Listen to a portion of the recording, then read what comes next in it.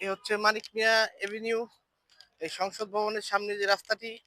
তো এখানে বাংলাদেশ থেকে বিভিন্ন জায়গা থেকে ওসমান হাদির ভালোবাসায় এখানে বিভিন্ন জায়গা থেকে বিভিন্ন পেশার মানুষ ছুটে আসতেছে। তো আজকে জোহরের নামাজের পর আহ, আহ, ওসমান হাদির জানাজা অনুষ্ঠিত হবে এখানে।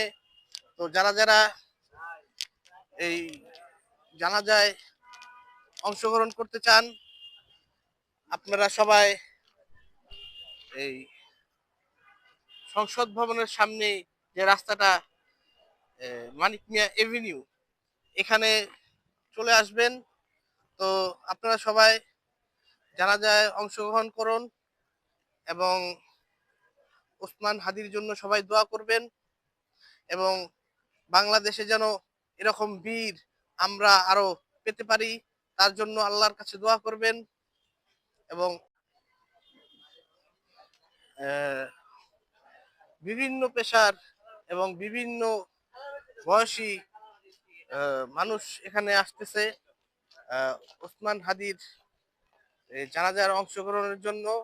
এখন বাজতেছে বেলা 11টা, সরি, বেলা 11টা বেজে আসতেছে। এর ভিতরেই আহ,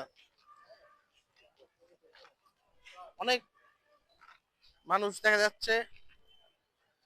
তো আপনারা যারা যারা এই ওসমান হাদির জানাজায় অংশগ্রহণ করতে চান, তারা এই জোহরের নামাজের আগে এখানে চলে আসেন এবং জানাজায় অংশগ্রহণ করেন। এবং ওসমান হাদির জন্য সংসদ ভবনের গেটের সামনে অতিরিক্ত পুলিশ প্রশাসন, আর্মি, বিজিপি এবং র্যাব, পুলিশ সহ অনেক নিরাপত্তা ঘাট এখানে মোতায়েন করা হয়েছে।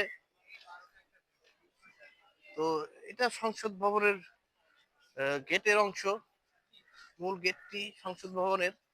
তো আজকে শহীদ ওসমান হাদির যে জানাজার অনুষ্ঠান, সেই জানাজার অনুষ্ঠানটি এই সংসদ ভবনের সামনের যে মেন রোড, মানিক মিয়া এভিনিউ, এখানে অনুষ্ঠিত হবে। আজকে জোহরের নামাজের পরপরই এই মানিক মিয়া এভিনিউ সংসদ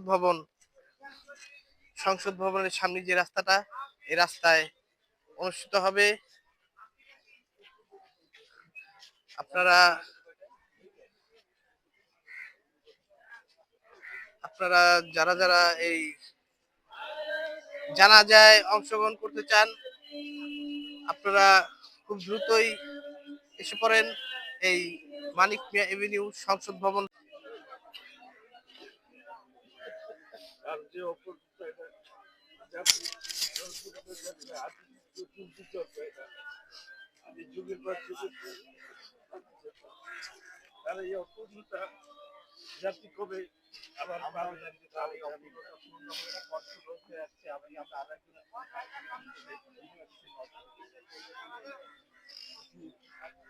হাদি ভাই আসলে তার ইচ্ছা ছিল সেই ইনসাফ নিয়ে হাসতে হাসতে তার মাবুদের কাছে চলে যাবে। সেই তামান্না আল্লাহ তাআলা কবুল করেছে। কিন্তু আপনাদের সামনে অনেক বিপদ থাকবে। এই হাদিরা আমাদেরকে আর আর পরামর্শ দিতে পারবে না, পূর্ব যা দিয়েছে ওই পর্যন্ত।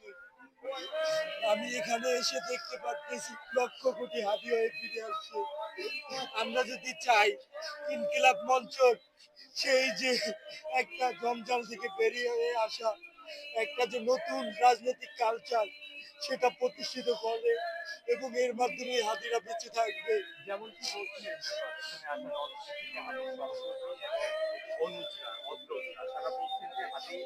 এক হাদি থেকে লক্ষ হাদি হয়ে ফিরে এসেছে এবং তার যে চেতনার প্রসার আদি জানিয়েছেন, তাকে আরো প্রচলিত করতে তারা